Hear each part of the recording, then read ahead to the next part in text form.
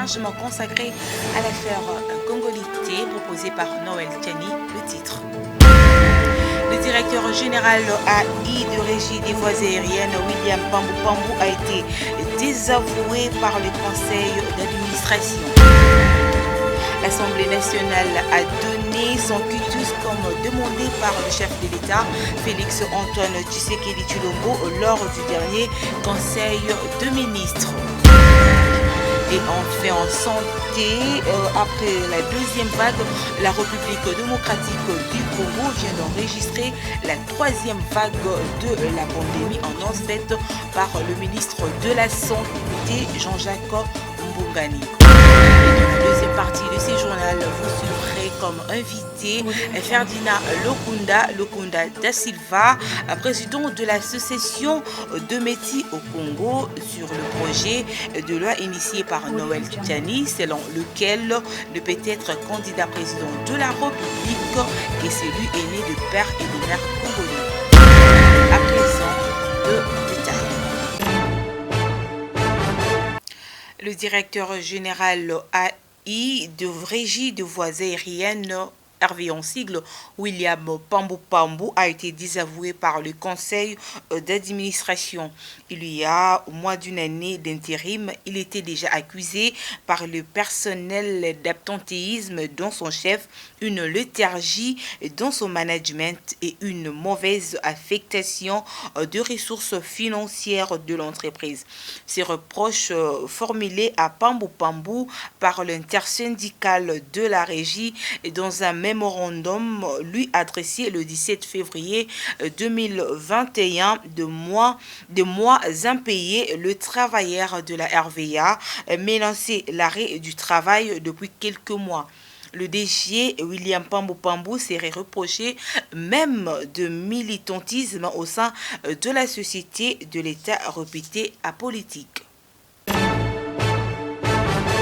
Prorogation sur le tas de sièges, l'Assemblée nationale a donné son quitus comme demandé par le chef de l'État, Félix Antoine Tshisekedi Tshilombo, lors du dernier Conseil de ministres. Le gouvernement, à travers la ministre de Justice, Rose Mutombo, s'est présenté à la plénière de l'Assemblée nationale ce jeudi 3 mai pour présenter les projets de loi sur la prorogation de l'état de siège de 15 jours sur base de l'article 144 de la Constitution. La ministre de Justice a également noté les exploits déjà enregistrés tels que la reddition d'armes et la récupération de plusieurs villages et bastions. Rappelons que le tas de siège est effectif depuis le 6 mai dans les provinces d'Ituri et Nord-Kivu. Parlons santé. Dans ce journal, Covid-19, troisième vague, Kinshasa comme épicentre après la deuxième vague. La République démocratique du Congo vient d'enregistrer la troisième vague de la pandémie, annonce faite par le ministre de la Santé, Jean-Jacques Mbungani. Parmi les causes, le relâchement de gestes barrières, l'importation de cas à travers les provinces et la faible couverture vaccinale. De ces faits, les gestes barrières doivent être des strictes observances, le respect du couvre-feu et la recommandation du vaccin qui s'avère un moyen le plus efficace. L'équipe de riposte informe sur la hausse du taux de contamination et des morts à Covid-19. Le ministre appelle la population à un sens élevé de sacrifice et de civisme pour éradiquer cette troisième vague comme les deux premières. Les projets de loi initiés par Noël Tiani, selon lequel ne peut être candidat président de la République que celui aîné de père et mère congolais. Ferdinand Lokunda da Silva, président de l'association de Métis au Congo, répond Peter Tiani. Suivez.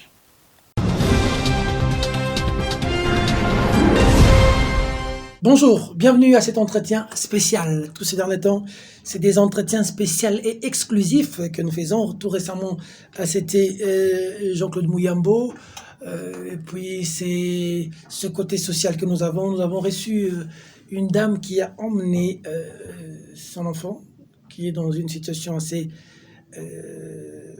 difficile. On va voir ce que ça va donner avec les Congolais de gauche à droite qui peuvent aider cette fille. Aujourd'hui, nous recevons le président de METI au Congo, Monsieur Ferdinand Lokunda da Silva. Oui. Bonjour, bienvenue, monsieur. Bonjour, merci. Monsieur Ferdinand, bienvenue, vous allez bien? Oui, très bien. Vous êtes le président des METI. De tous les métiers. De tous les METI au Congo. Qu'il aime ou pas, il est membre. Au Congo. Oui. Ça existe cette structure? Depuis 2007. On ne connaît pas cette structure. Mais c'est vous-même qui ne connaissez pas. Vous sortez d'où? Du Congo. Je ne suis pas parachuté, je suis congolais. En tout cas, moi, j'ai jamais entendu. Peut-être les gens qui nous suivent vont se dire, mais vous sortez aujourd'hui parce que cette question de congolité voit le jour. C'est comme ça que vous et Katumbi, vous créez quelque chose rapidement pour venir parler à la télévision. Non, seulement dans votre chaîne que vous semblez voir que c'est une association créée récemment ou bien d'urgence. Non, c'est une association qui existe. Ça existe depuis 2007. Depuis 2007. Vous avez déjà fait quoi? Oui, bon, notre mission d'abord, si vous allez dans des ambassades ici, demandez l'existence, ils vous diront que non, c'est une association, c'est une vieille association. Vous avez déjà fait quoi? Vous avez fait quoi? Oui, notre mission, demander d'abord l'objectif. Faire quoi, ça peut venir après. Okay, l'objectif est que nous combattons l'abandon des enfants. Parce que la majorité des métis que vous voyez, même s'il est de bonne vie, donc il ne connaît pas son père. Parfois il lui a connu, mais le père est parti sans pourtant revenir. Donc nous combattons ces systèmes, ces actes criminels d'abandonner un enfant. Donc souvent les métis, c'est des bon, je ne sais pas si vous, parfois dans votre parcours, vous avez abandonné un enfant. Sinon, vous serez dans notre collimateur. On cherche ces gens-là. J'ai 3 filles avec lesquelles j'ai vu. Je crois que donner vie. Il faut être responsable, de vos actes sexuels. Oh. Oui. Donc ça veut dire que dans les cas de métis, c'est plus des papas blancs qui sont sortis avec des enfants noirs. Oui. Majorité sont des papas. Ils sont des papas blancs. Qui abandonnent souvent. Qui ont abandonné. Vous aimez beaucoup vos mamans. Qui abandonnent même. Alors vous aimez beaucoup vos mamans. Hein? Même les papas aussi, on les aime malgré leurs fautes graves. Hein, on aime tous. Et maman aussi. Très surtout que maman qui est restée avec moi. Jusque-là. Parce que parfois je pourrais mourir. Ou bien parfois... moi j'ai quand même cette chance d'étudier. Les autres n'en ont pas eu. Vous, c'est papa qui était blanc? Oui, da Silva, portugais. Portugais. Maman? Congolaise, Mongo. Dikela. Vous êtes né ici au Congo? Né, grandi et je vais vieillir ici. Où c'est? À Ikela. Vous êtes né à Ikela? Mon origine. Papa est parti, vous êtes resté avec maman? Il est parti, je ne l'ai pas connu. Ah d'accord. Oui. Mais vous n'êtes pas congolais? Je suis congolais. En quoi est-ce que vous êtes congolais? Parce que la Constitution dit, une fois né ici, vous avez la nationalité. Et de deux, ma mère c'est une Congolaise, un Mongo. Un Mongo n'a pas de frontières, il est au centre. Vous ne pouvez pas être candidat président. Je dois être, et c'est pour ça que je suis venu. Vous êtes venu pourquoi?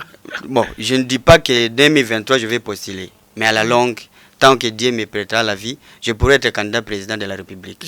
Pourquoi pas? Je rappelle ici que c'est vous qui m'avez écrit. Vous avez voulu parler à la télévision. C'est ça. Vous avez été choqué par les propos de Noël Tchani. Très choqué même. Qu'est-ce qui vous a choqué? En colère, je suis en colère. Qu'est-ce qui vous a choqué? Oui. Parce que Noël Tchani, vous voyez, si on est noir à 100%, parce que je suis noir à 50%, si on est noir à 100% noir, ce n'est pas synonyme d'être congolais. Parce que maintenant, là, nous cherchons maintenant l'origine aussi de Tchani. Oh. Oui, parfois il n'est pas aussi congolais. Ou bien son père n'est pas congolais. Il peut être angolais, parce que l'Angola et le Kasaï, ils ont la frontière.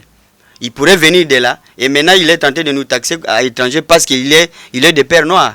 Non. Nous, malheureusement, nos parents sont, des pères sont blancs. C'est pour ça que nous sommes sortis de couleurs claires. Vous avez des enfants bâtards? Non. Ils étaient mariés, ils ont un enfant régulier comme moi. Mais s'il n'était pas, c'est un bâtard et il devrait se taire avant de pouvoir s'attaquer à quelqu'un comme moi. C'est un bâtard et il devrait se taire. C'est un bâtard. Là, c'est une infraction. Parce que Noël Tchani, je lui ai suivi, il a dit que non, et Moïse, comme Moyambu, c'est un enfant bâtard. D'ici là, nous cherchons comment porter plainte. Vous allez porter plainte? Oui. Vous portez C'est une plainte à injure Tchani? publique. Oui. Parce que dans son rang, soi-disant, un docteur ne peut pas prononcer de pareilles choses. Être métis n'est pas un péché. On n'a pas demandé d'un blanc, prenez une femme noire, fait un enfant métis. Non, non. C'est le consentement de deux personnes. Le président de l'ASMECO nous annonce sur ce plateau qu'il y a une plainte en gestation contre Tchani Oui, pour avoir traité un métier de bâtard. des bâtards. C'est une injure publique, condamnable. Et la Constitution ne veut pas discriminer quelqu'un, ou bien lui porter, lui injurier. Ça, c'est l'injure publique. Qu'est-ce que vous pensez? Qu'est-ce qui prouve que Mouyambo est un enfant bâtard? Non, il connaît son père. Un enfant bâtard, c'est-à-dire la personne ne connaît même pas que sa maman était parfois violée, ou bien sa maman par débauche, il a pris un homme et puis il ne connaît même pas les références de ces messieurs. Mais nous, nos mamans connaissent les noms et l'origine de nos parents. Donc Mouyambo n'est pas un enfant bâtard. Vous êtes souvent victime, les métiers de... Oui, depuis qu'on est né, jusque-là, on est toujours victime de discrimination. Même à l'école. Racontez-nous un peu. Oui, parfois, vous voyez, si vous êtes ensemble avec les amis, une fois, parler des choses, de la politique, on vous taxe directement que tu n'es pas congolais. Pourquoi parler de notre politique? Et s'il faut manger, s'il faut les faire cadeau, s'il faut quand même les faire quand même du bonheur, là, ils oublient. Mais les jours où vous allez toucher au problème des politiques, au problème de gérance du pays, là, on te taxe, on oublie tout. On te taxe d'un étranger. C'est regrettable. Ça choque. Très mal. Et pour votre information, la SMECO est debout pour barrer la route à Noël Tchani. Oh! Et oui. Ah bon? Toutes les batteries sont déjà en marche. Et une fois appuyé sur le bouton, Noël Tchani va demander pardon. Et on ne veut pas arriver là. Qu'il stoppe. Qu'il stoppe quoi? Qu'il stoppe ces démarches-là. Il ne veut pas que les demi-Dakar dirigent le Congo. On a suivi le conseil spécial du chef de l'État, Vidier Chimanga, oui. Qui est aussi Métis. Oui. On a suivi Didas Pembe, Métis, oui. Tous très fâchés contre Noël Tchani. Nous tous. Ils disent que... Même le bébé. Même c'est lui qui est encore au ventre. Vous considérez ça comme une discrimination? Discrimination. Donc, on ne sait pas. Noël Tchani, ça lui vient d'où dans la tête? Moi, je croyais que... Parce qu'il est étranger. D'ailleurs, pour votre information, je ne sais pas. Noël Tchani, c'est un Américain. Noël Tchani, on mangeait des matembele ici. Je peux vous donner un exemple. Un parent avec 2-3 enfants. Et l'autre dit que non, papa, je vois que vous êtes irresponsable. Là, votre voisin mange du poisson, de la viande. Donc, je ne vais plus être avec vous. Je me réfugie. Et l'enfant quitte la maison, comme le Tchani a quitté, parce que le Congo souffrait de la dictature, de faim. Il est allé en Europe, aux États-Unis. Autre Balingala a défi. Il a emprunté une nationalité. Très bien. Oh, il y a Noël Tchani à Okakolobangote. Du début à la fin, il y a en face de la Lingala à Okangama. Le problème est qu'il y a un Kimongo na Robeta. Je suis né là-bas grandi. Le sac. On caille le sac. On faut solinguer Melongi. Oh. Donc c'est quoi il y a qui est une nationalité mususu. Oui, à défi nationalité. Parce qu'à l'ouest à Congolais. À Kende ko defa parce qu'à Tiki biso na passe. Biso tondimi passe yo ya Congo. Bitumba ya politique yo biso to bundi yango ngaya en personne.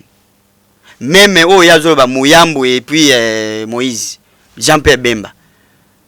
José Ndundu na kotanga nyonso te Didas Pembe les autres. To bundi bitumba on Noël Tchani azalaki wapi? Akimaki. Biso ne to appli congolais qui est pas to ga kokufa.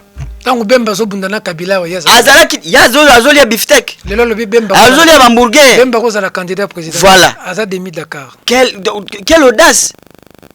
Ya fandiko article américain. Ngana kanisa ki Noël Tchani alinga initié loi proposée, il y a double nationalité. Ndenga eloko biso sotonga to betele maboko. Parce que ça suppose ça na biso pe. Ba reconnaître nationalité musu parce que nga za collé na deux nationalités. congolaise et portugaise. Parce que moutako pimela nga ngote moki nga moko na boya. Loko na boya portugais. Ayo boya portugais parce que na portugais nga na kona portugais toko fanda bien parce que biloko ya zoli nga na kokango te. Nga na mesai na matembele na ngai na sina mesai na mbisa ukauka ya ba mama. Donc nyoso mama lesi ngande na mesai na ngoti lelo na okufa nango. Ata so na kena portugais na kufanda kuna te na kuzonga na mboko na ngeza awa. Te babi bongo yo soko zota la match na minute RDC so beta contre Portugal. Yo okumisa Portugal. Te. Maman moko ta pese exemple que donc moi nga mwana nga za joueur. Mwana nga liboso. Aza ko apprendre. Akomi na équipe nationale te mazana ujana. Soki ye asengi ngai keno papa na ngina nationalité. Nationalité c'est-à-dire le Congo Congo ils ont dit ma deux nationalité te angiazo ya koko na ye akokende eza choix na ye Noël Tchani soit disant 100% congolais mais à défi bon ndenge ni ngai ube mwana nga kozwa ya papa no ya koko na yete non tout tikala libre omoni eloko ya ba élection ko gérer mboka ezala congolais ye moko ndalinga mutango c'est-à-dire toke na ba élection soki Noël Tchani akozala chance ya kozala candidat et kozala yeso akozala kutu candidat parce que na 2011 ngala kamo ke un américain a ko postuler parce que Congo et lobby a tolingi kaka nationalité moko mais un américain a ko postuler awa il faut pas ko poursuivre na acte ça alekela ki pas comme congolais li supo ya sa comme américain a postuler ki ndenge nini il faut tout na ye donc 2011 ayaki ko embrouiller Etienne Tshisekedi oh yazo tout à le pas mwana na ye ayaki ko embrouiller Etienne Tshisekedi pour a réduire ba voix na ye na Kasai oh yazo le bakiaza Kasai pour un article là qui parce que Etienne Tshisekedi na rana ye ba ko kanite ata soki azaki docteur yo docteur mais na ndenge ya mboka boye Tshisekedi ndaleki comment il a postulaki pour embrouiller Etienne Tshisekedi na ba voix na ye c'est-à-dire aza mutu moko malongati en tout cas limbisanga na doctorat na zone doute oh oui parce que un docteur aza mutu amaye le pays à boigna comment il peut raisonner de telles choses le Congo a besoin à ce que congolais alia alata atambola na nzela ya malamu masuwa ezonga ndenge pa na biso na kozonga pe pa na ngai na ikela na mati masuwa na kei este kuna bitumbe sila nde posa ya congolais yangwana no oyo ba loi Tchani azo ya oza embrouillement il nous embrouille oui congolais aza na posa ya kimaza so na tina bitumba te parce que zolo eloko azoluka problème ezo ya très sérieux yango na zolo ba na chef de l'état garant de la nation abenga Tchani pembe na bende matoi parce que ngana moni comme si azape contre ba action ya chef de l'état lingi le peuple d'abord ekobeba parce que mobulu parce que loko azo sa eza mobulu ekokota parce que biso to tikate tina suka oui de vie ou de mort wana ibisio na yebisio parce que nazo représenter association nazo représenter ba meti batindinga na yebisa ye bongo keloko azoluka kimiate azoluka mobulu parce que biso to kotikate ti ako abandonner na lobi bien ti ako abandonner yango aluka abandonner te po azala réduite na rana ye soit disant docteur mais ni les autres soit atika ça na souci que mboka ezala infiltré au niveau maman papa s'il vous plaît mboko yo yo kana ibisa yo mboko yo banda colonisation belge atika mboko na maboka ba congolais est-ce que so yo ki congolais à 50% diriger mboko yo azate mais toza wapi na pasi c'est-à-dire que diriger mboko eza likambo ya 50% 100% teza bonne foi et ce qui a meki qui a atale la biso ba metito simba mboko yo boko kama ndenge kongo yokoma wana Moïse mtatindi yo non ngai nde asibile ma meti non ngai nde mutu nazoloba naza papa ya Moïse na ndenge ya association okay nazo représenter Moïse nazo représenter Bemba nazo représenter boyo yebi bangote po baze belé bango batindi yo lobela bango non batindi bon bango ça dit Moïse te association nyonso dans l'ensemble non membre nyonso dans l'ensemble Moïse passe dans la association bino azala ta za membre et pas na biso bi catégorie ba membre za boy tout métier est membre de droit. C'est-à-dire ceux qui mettent à lingi koye pa na biso te mais ceux qui ont un problème, il y a ba objectif na biso toza nango ya bando ya discrimination, ya marginalisation, tribalisme, na pauvreté soka zo souffrir na makambo wana biso tokokende ko apporter main forte. Donc Moïse a membre, Bemba a membre, tout le monde. Alinga te. Vous avez rencontré Moïse? Jamais dans la vie. Non, non, toyebanite. Parce que bato bota na biso. Ba okansamba mso Moïse atininga za mona bitinda te. Nazali responsable ya association. Ozo regrouper bato mingi. Oh parfois boyebi parce que Moïse azali politicien. Ba héros dans Rome bazali. Donc il ne faut même pas citer les noms des gens ici. Il y a Kotanga Moïse. Non, Moïse est un membre des droits, mais il est effectif. Vous savez que bino association na bino discriminatoire pour ça ba métier.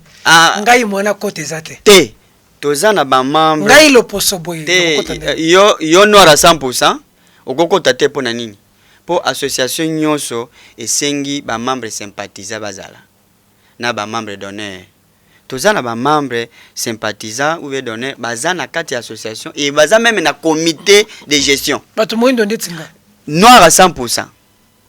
Mwindu lokola yo ndambu teni donc aza mwindu to lo ngala congolais te mais aza mwindu bazali mais ba bino ba meti bolingana ka bino na bino bofanda ka bino na te ngade na boti na muluba non ngala boti na muluba bana mibale non aza noir à 100% bana mibale na boti na muluba et puis moko et puis parfois muso azoya na mukongo donc biso za ba raciste te. D'ailleurs pour votre information na monde entier pour bateau bakoyi ko combattre racisme eza biso parce que nga naza na intérêt ya ko bundisa noir parce que na se retrouver pa na ye naza na makila ya noir pa nanga naza na intérêt ya ko bundisa mundele te parce que na yebi ke na uti pa mundele na noir wana te Barack Obama ye wana voilà même au petit exemple Obama za Kenyan parce que papa na Kenyan mais a comme président de la République il y a États-Unis. Est-ce que yo somoni Obama salaki pona ba intérêt ya Kenya? Non. Asalaki nyonso oyo Amérique a tchaba structure parce que président akoya na mboka akosali la constitution. Constitution lobi nini et lobi boy soka déraper. Boko monat. Ezande bongo. Tout oneza ba fitilité oyo Noël Tchani azoluka kosala. Non. To sengeli nango te. Alobi ka sa soutenu. A soutenir na peuple. Non. Peuple on a un référendum. Babilo est qui l'Assemblée nationale. Ceux qui l'Assemblée nationale pour ça. Ah mais kako comme ça te. Et au comme pété. Soko sou qui c'est à la porte. Ceux qui commis pour ça. Ceux qui commis. Pour votre information, tous ont initié pétition. Assumeko dimanche tous en réunion. Pétition tous ont lancé en contre loi Noël Tchani. Donc on récolté 100 000 signatures. Topesi na président de la République, topesi na deux chambres ya parlement. Ba s'il soit à côté ba pasola loi wana. Loi moko discriminatoire pe loi moko ezo pesa mobulu. Pourquoi? Oui quoi faire avancer mboka ozonga na recul et puis conséquences za nano ya yebité. Pourquoi bozo? Conséquences zo ya makasi Peter. Oh. Oui. Conséquences moko oh ye Noël tana okoboma moto te. N'habite soka zomona danger ndenge zoya. Po biso nga na biso ke vie ou mort biso toza na ye. Toko ndima te. Et puis toko se laisser faire te. Mboko na yebisa yo. Congo ndenge za munene boy. Ezalaka boy te. Avant colonisation. Nana ko tchanga tembe azate. Ba papa na biso malgré ba comportement na bango ndenge ba géraki mboka na colonisation, o biso so toza ko déplorer na biso bana. Mais basala en sorte que petit royaume Congo, Cuba et tout comme ça, basangisa baku et comme lelo Congo ndenge toza nango. Ceux qui zaki Belgique ou bien Diego Kawa ye a découvrir après si passe na Belgique a zimbo kango na ibana kasina donc nga benga bango babana kasina ba cousin na banani abengi bango balie na ye nde bakufandi awo nyonso wana baza babana kasi bayebani baza ba famille soki ndenge ni babotana na to ebite baza mutu moko bayewa bafandi basali mboko ekoma lelo boye alors po ekoma boye za ba papa na biso malgré comportement na bango ya ko abandonner biso parce que bango pe baza ba raciste ndenge moko ba noir omoni bango bakei parce que mundele moko tatikala ko abandonner mwana ya botina mundele awa azate bakende na bango na ndenge indépendance yaki mwa mobulu esalemaki wana bakende na bana na bango nyonso mwana moko atikalaki awa te soki atikalaki deuxième semaine ou bien un mois après bazwi biso totiki biso mpasi bayebi ke bamama baza awa et puis bamona ntina te ya kozwa biso basundola biso mais héritage oyo Belgique atikeli Congo awa ezali héritage ya mélange parce que biso nde tozo représenter eza signe ke mundela lekaki awa parce aboti biso parce batrace muso ya mindele kokende mais comment on a biso boy ah belge azalaki awa portugais azalaki awa italien français américain donc biso toza na valeur na mboko oyo eza minorité ya ko négliger te et nous sommes une force soka yebi yango te toko prouver force toza nango aboma moto atika apparemment Noël Tchanetsebino mbeli na mutema donc au moins pota ndenge ezalaka pota soki nge kauka oye suko pakola ko zambeli so tia yango likolo et comme grave ke moto azoki lelo ça dit tozaka na ba pota na biso déjà il fallait tika biso ndenge tozoki na ba démarche et kauka mais yaye abandeli donc ezaka passe par rapport ko le kamuto azoki pota sikoyo ndelo ko yazo sala et puis tokondimango tokotikelete aye bango butumo itozolota ndenge ya ko contrôler stratégie c'est ça salima aye bango oh oui mais ça peut menacer démocratie peut non biso to ça non tozo sala asa citoyen congolais boyo le bien américain comme américain asa na droit ko réfléchir ya ko pesa idée pour la sauver pembo te apesa idée o eza malamu ndeko na lobaki bien OK Congo eza na pasi chef de l'état actuel akuti Congo vraiment na pasi botika ye ndenga bandi kozongisa makambo na nzela asala musala Félix asengeli na makambo Noël Tchana zo bimisa lelo te e biso yoso Congo to sengeli na ngote bande ko biso bazokufa na est kuna Noël Tchana bimisi nini aide nini po mboka makambo ya guerre sila kuna po bande ko la biso na ba membre na biso baza kuna ba souffrir c'est que ye azomona yango na biso ke OK mwana soki aboyi papa akondima yo mutu musu ndenge nini aboya ki Congo akele États-Unis mais akene kolia ba hamburger na ba soso mibimba na ba ngombe kuna azongi biso na pasi apani atika biso to message na pasi na biso to luka solution ya kolongwa na pasi bande ko momba salaki na boîte na kotanga komba boîte te semaine passée boîte mo na villa wa ba mininga to salaka mo altercation salami lunch bar bazo beta bière na altercation dende ko bayibise ya longwa kuna batar bitumbe bimi yango na yebisa OK Noël Tchana bandi makambo moto azalaki pembeni akangi nazango na vidéo na je filmé on a téléphone atinelinga na WhatsApp. Bon, je ne vais pas diffuser ça parce qu'on risque de on a l'impression que cette histoire de bâtard a eu un autre effet sur voilà conséquence na ngwana o ya bimisi na munoko mais ekomi ko salema na cité et parfois pendenge olobi opese exemple wana eza eloko ya liboso te pe kosuka te ça dit ngande na zaboy soki mutabenga étranger na silika makasi oui na ko kutu na kusimbo na nzoto parce que ngana na senga te ko botama na Congo s'il vous plaît na senga te botuna ndeko na bino mwasi andimaki mundele pona nini lokola ndimaki botika ngana vivre librement et calmement Zala ministre mais comme président non président de la République président Sénat mi premier ministre président Assemblée nationale même maintenant président ya cour constitutionnelle naza capable kokoma soki natangela classe wana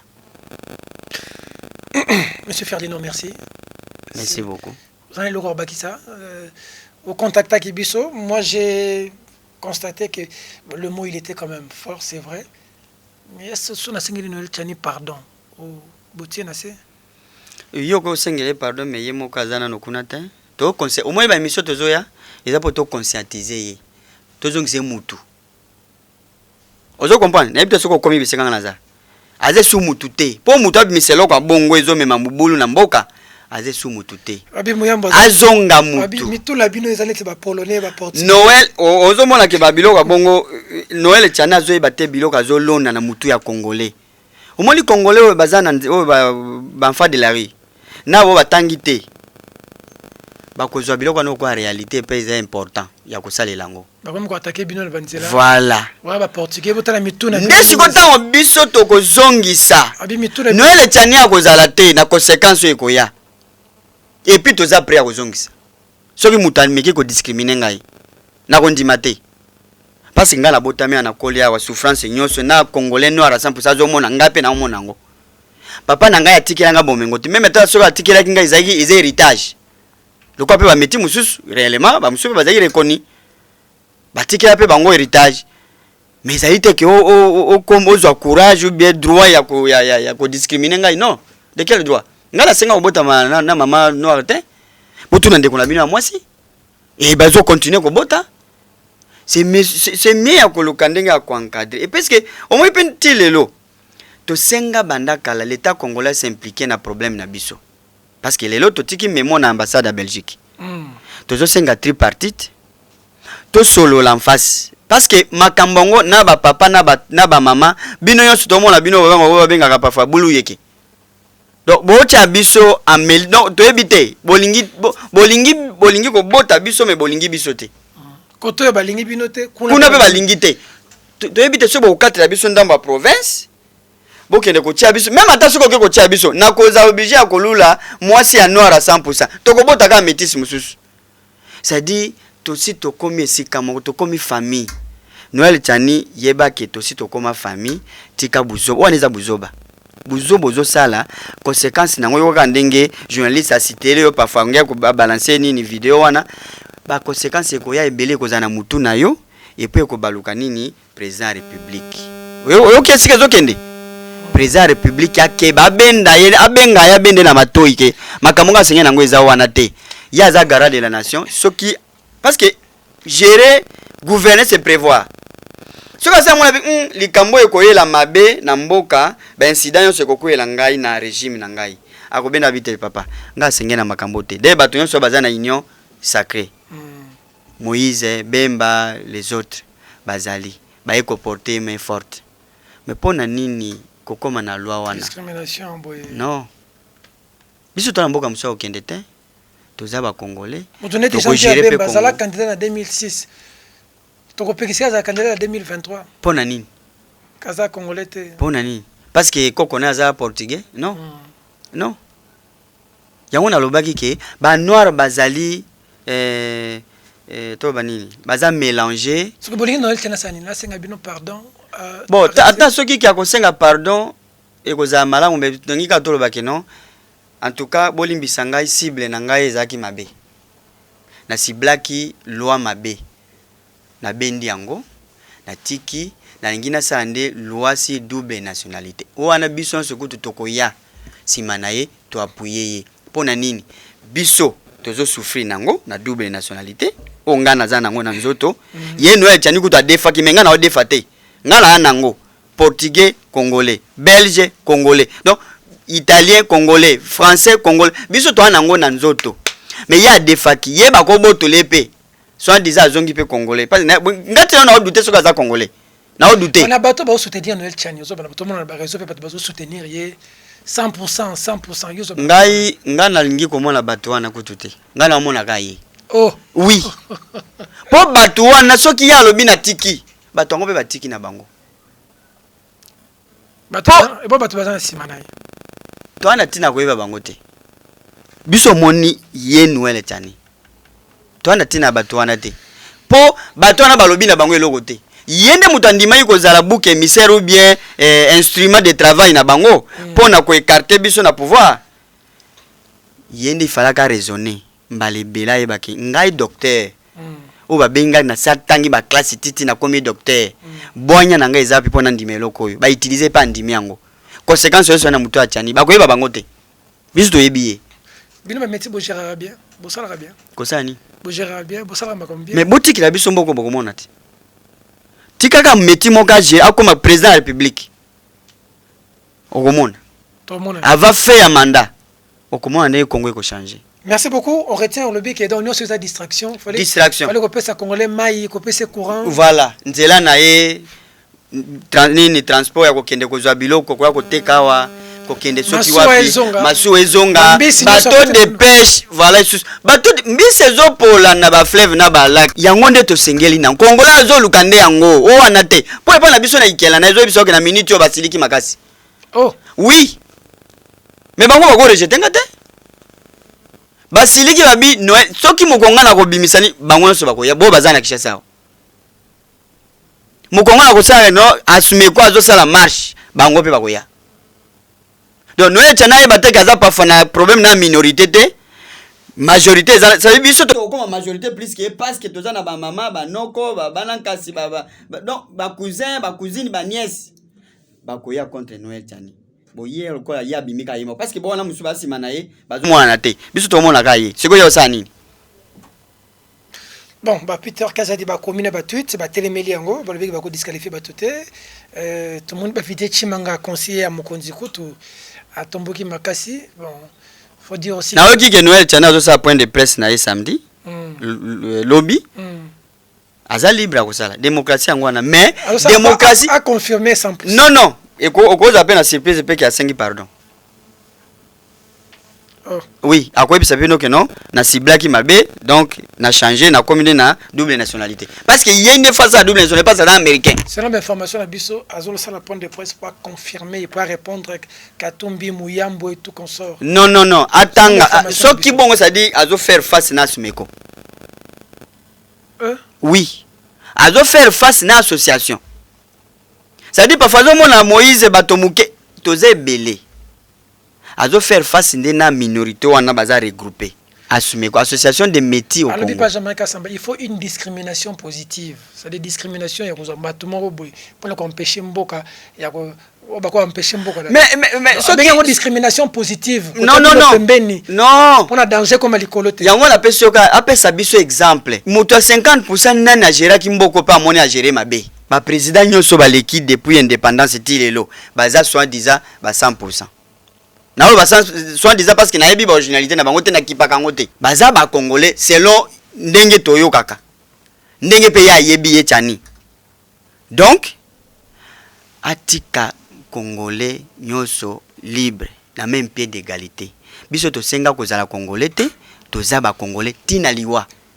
Yende akimaki Congo akendeki na Amérique akinufanda na Amérique. To senge ne awa te. Message na ba congolais nyoso balandio. Oui, congolais nyoso na yebisi bino bokeba bo s'embrouiller te parce que embrouiller aye.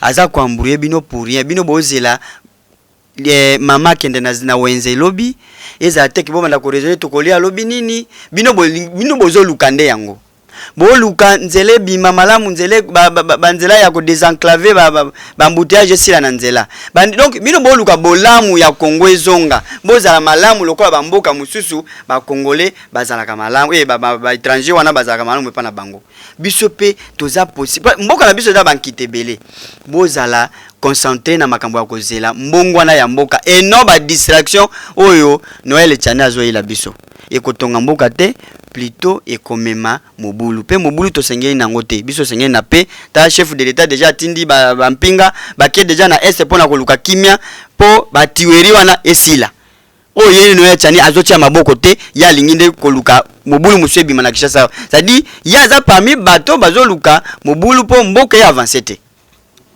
Merci beaucoup. Et on retient que boza ba bâtard te. Non. Tozala ba papa ba yebani. Soka lingi na tenge na komba papa na ngai. Ba congolais bazota la biso métier à bâtard te. Métier à bâtard te. Rôle na biso pesa ko éduquer, ko informer bino. Métier à métier français à métier congolais à métier. Les Barack Obama a métier américain. On a des métiers congolais. Nos frères. Nous sommes toute une famille au Congo. Et si ça a choqué... pas si ça a choqué, comme ça a choqué. Trouvez ici comme ça choque. Trouvez ici mes excuses. J'ai souvenir un document une fois des métiers abandonnés à Lubumbashi par des Belges. Vous connaissez les Japonais. Par des Japonais. Oui. Les Japonais, nous avons un dossier grave. C'est-à-dire les Japonais, avant de partir, l'époque de Mobutu, ils ont empoisonné leurs enfants. Les propres enfants. Oh. Oui. Il y a des rescapés vivants qui peuvent témoigner. Des enfants japonais. Vous êtes en contact? Qui ont raté. Je suis à J'aimerais contact. parler avec un rescapé. Je suis à contact. Les présidents, j'ai son numéro de téléphone. D'accord. Oui. J'ai suivi ça sur TV5. Oui. Qu'en est-il de leur situation aujourd'hui? Non, jusque-là, bon, parce que moi, je fais aussi des démarches pour eux, ici à l'ambassade. L'ambassade me répond que non, voilà, on avait déjà clos les problèmes avec l'État congolais. Vous avez clos les problèmes avec l'État congolais. Et les victimes, ils sont où? Vous avez fait quoi à leur place pour leur intérêt? Rien du tout. Voilà que l'État congolais a fait un deal au détriment des victimes qui sont vivants aujourd'hui, ou bien les mamans qui avaient des enfants et qui sont morts. Il y a des cimetières. Qu'on a empoisonné. Oui, des il y a des métiers qui sont morts en cascade. Monsieur Ferdinand, merci. Merci. Merci de la sympathique attention que vous nous avez accordée, mesdames, mesdemoiselles et messieurs. Cet entretien est terminé. Au revoir. C'est avec cet élément que nous bouclons complètement ces journaux, mesdames et messieurs. Merci de l'avoir suivi. L'actualité en continue sur notre site www.journal.net. Mesdames et messieurs, cette édition du journal est complètement terminée. Bonsoir.